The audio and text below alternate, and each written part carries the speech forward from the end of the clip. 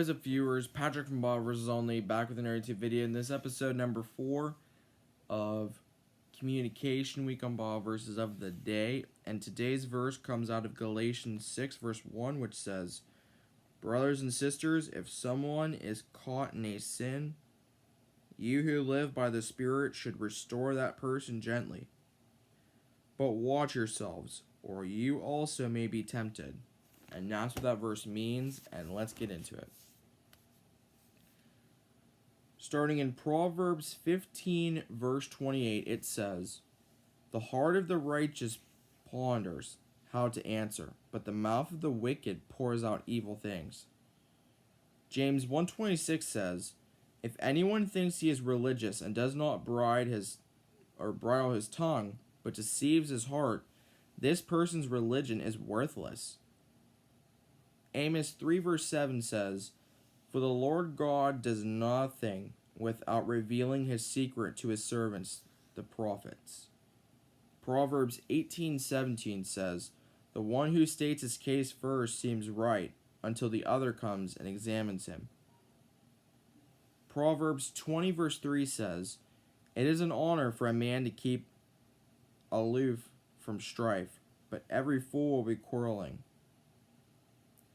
Proverbs 21:23 says, "Whoever keeps his mouth and his tongue keeps himself out of trouble." Matthew 12:36 says, "I tell you, on the day of judgment, people will give account for every careless word they speak." Proverbs 29:20 says, "Do you see a man who is hasty in his words? There is more hope for a fool than for him." Matthew 5:37 says, "Let what you say be simply yes or no. Anything more than this comes from evil." Titus 3 verse 2 says, "To speak evil of no one, to avoid quarreling, to be gentle, and to show perfect courtesy towards all people." Proverbs 27:17 says, "Iron sharpens iron, and one man sharpens another." In Exodus 20:16 it says, "You shall not bear false witness against your neighbor."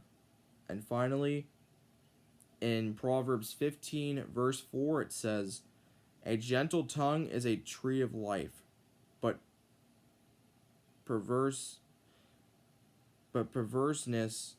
in it breaks the spirit."